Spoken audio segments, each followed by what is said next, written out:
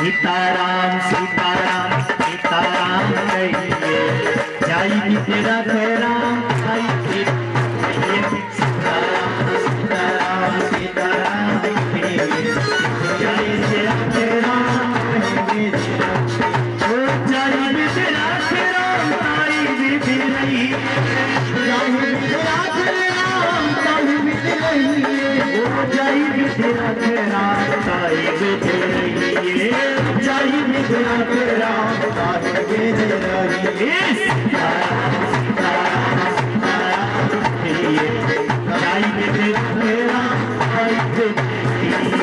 सीताराम सीताराम हे हरि तेरा राम आई बिधि रही।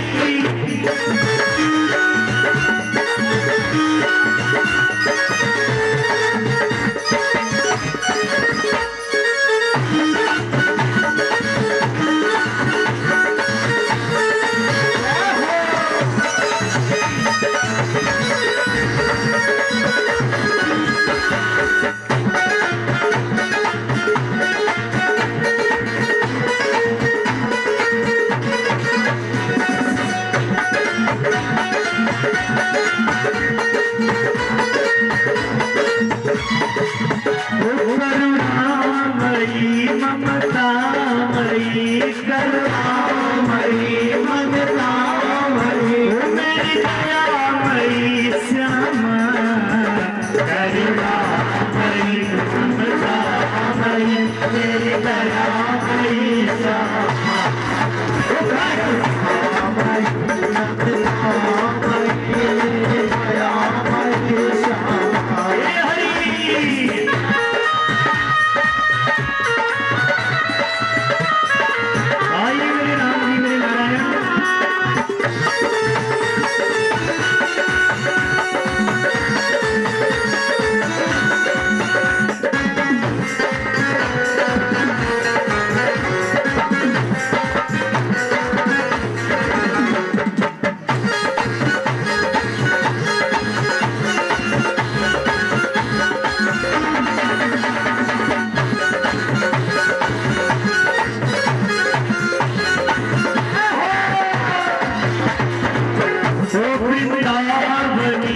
रसिकों की जनी कामनी, रसिकों की जनी मेरी कामनी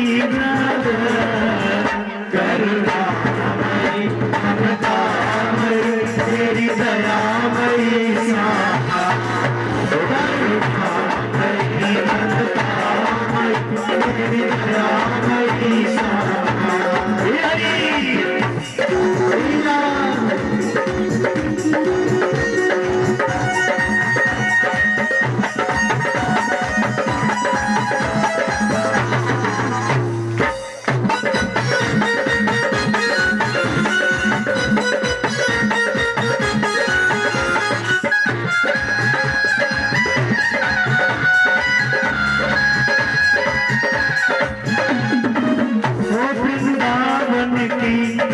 ठकुरानी वृंदावन की ठकुरानी मेरे खाना की है महारानी, खाना की है महारानी मेरे ठाकुर की है ठकुरानी, ठाकुर की है ठकुरानी मेरी कामयी श्यामा। करुणामयी ममतामयी मेरी दयामयी श्यामा। करुणामयी ममतामयी मेरी दयामयी श्यामा। करुणामयी ममतामयी मेरी दयामयी श्यामा। करुणामयी ममतामयी मेरी दयामयी श्यामा। करुणामयी ममतामयी मेरी दयामयी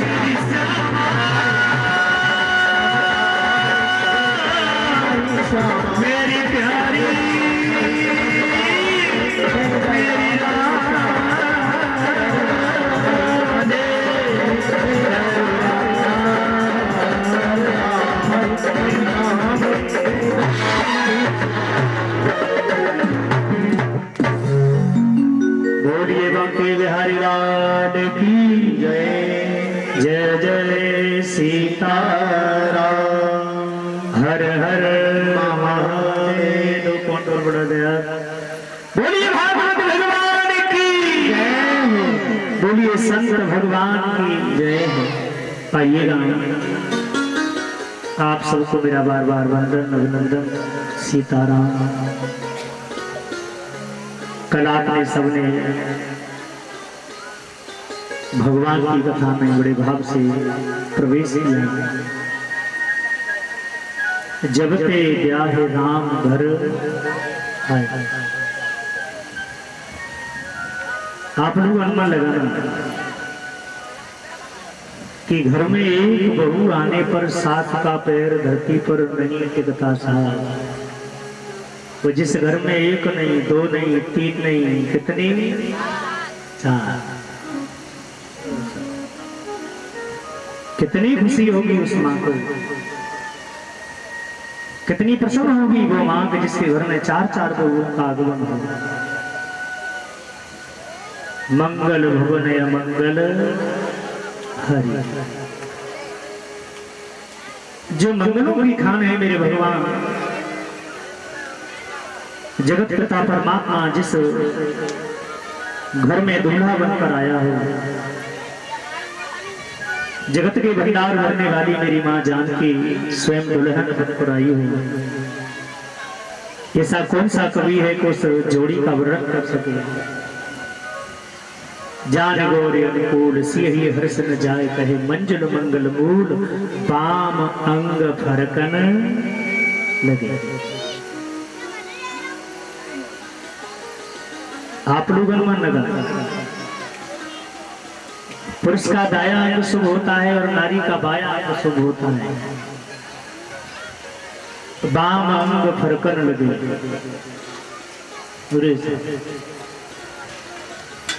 जब से ब्याहे राम घर आए, नित नव मंगल मोद बधाए। हर्षित मगन राम में तारी। घर में ये आनंद है। और आपको एक बात बताया ना साहब कि एक मैया कौशल्या के घर में ही नहीं आनंद है, पूरी अवध में घर में आनंद है। और मैं आपको एक बात बताऊं ना, सास ध्यान से सुन लेना। हाँ थोड़ी अब बात पहले सास से स्टार्ट करी है ना मेरा। पतित पावनी मां भागीरथी के तट पर आचार्य व सुखदेव जी कहते हैं, राजन परीक्षित सावधान होकर सुनना। बोले क्या? जिस दिन घर में बहू आ जाए उस दिन से ही सास को अपनी एक चाबी होती है मालकी वाली घर की, स्पेशल कमरे की, है ना, उस चाबी को बहू को दे दे। बोले बेटी अब तक घर में राज मेरा रहा और राज के बाद घर में राज तेरा। बेटी ये घर अब तेरे हवाले है, चाहे बनाना या बिगाड़ना। मैं सच बता रहा हूं, यदि कुल खानदान की बहू होगी ना तो खुद भूखी रह लेगी पर सास ससुर को भूखा रहने नहीं देगी।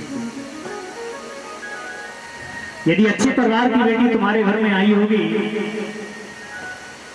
तो कितनी भी ससुराल में लड़ाई झगड़े हो जाएं पर कभी अपने मायके जाकर नहीं कहेगी।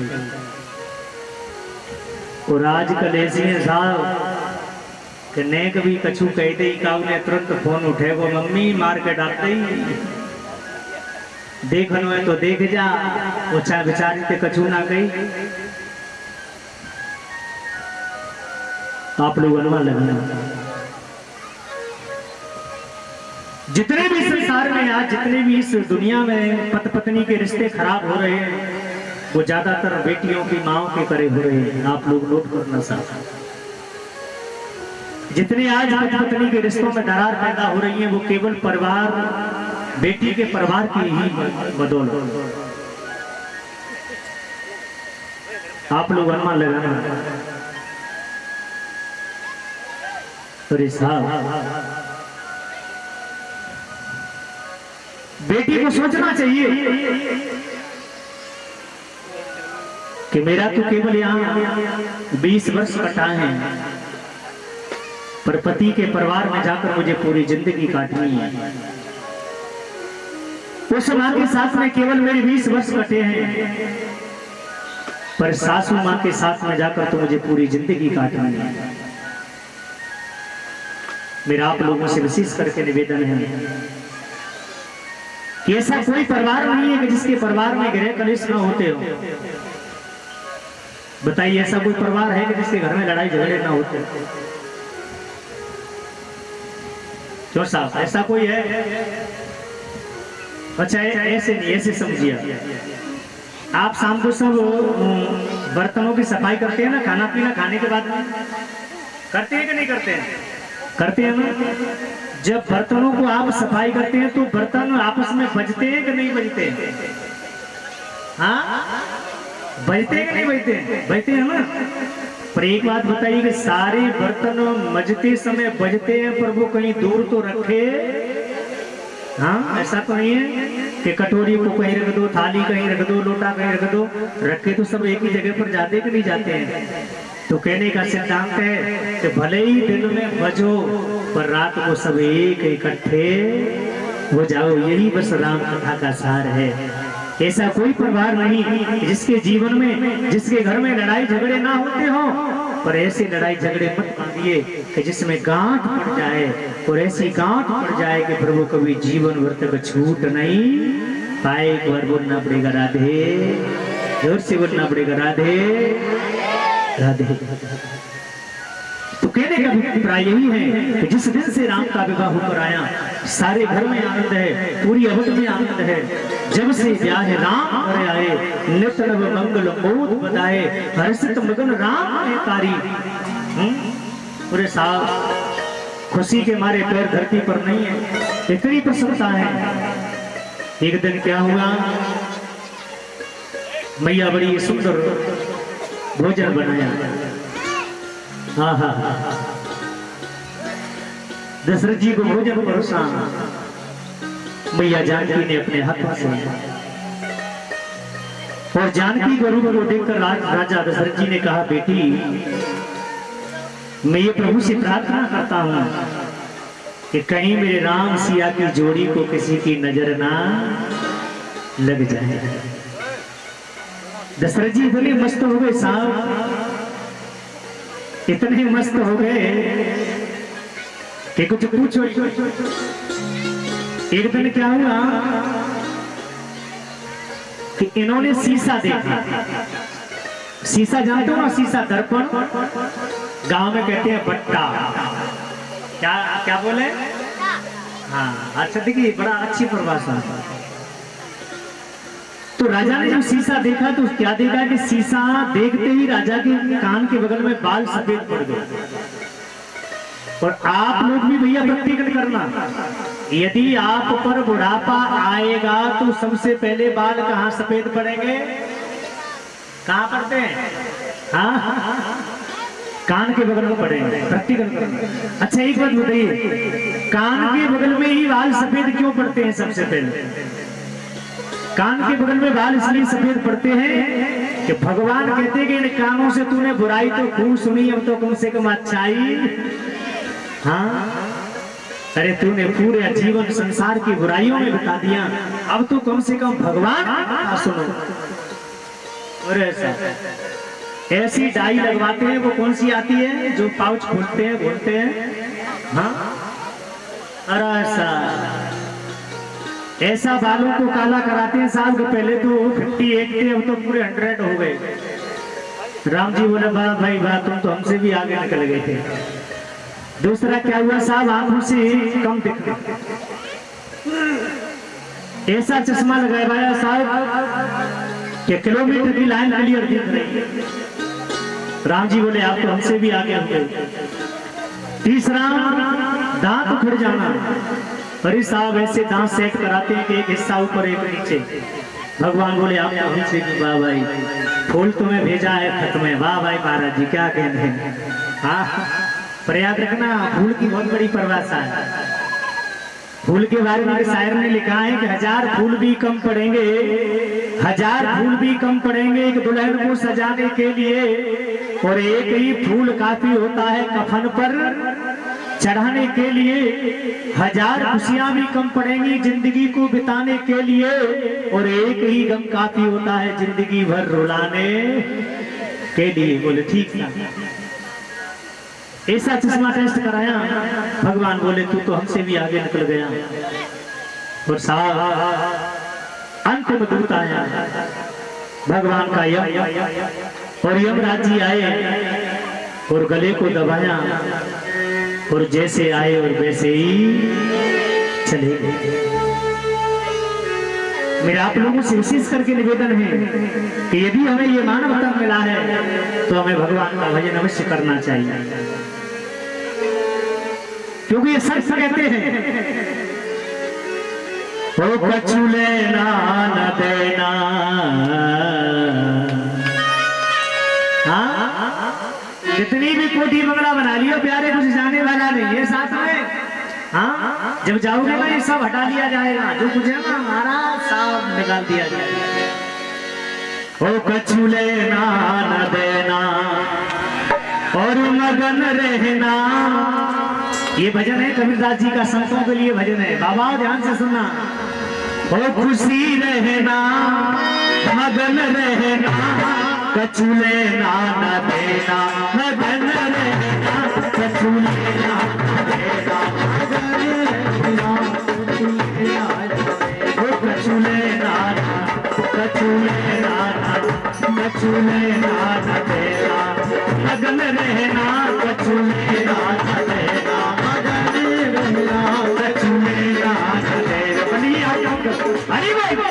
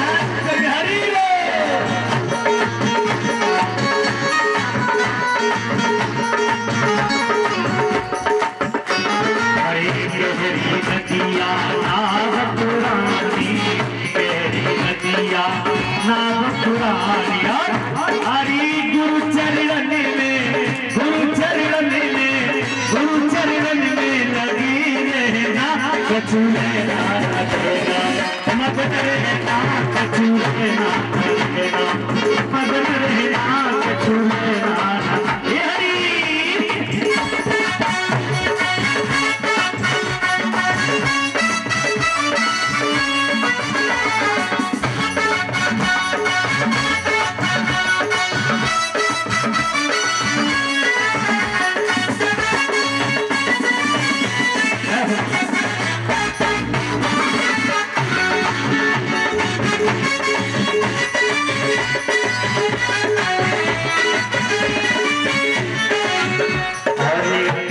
कबीर सुनो भई साधु, कबीर सुनो भई साधु, गुरु चरण में राम चरण में लगे रहना, कछु रहना मगन रहना कछु रहना।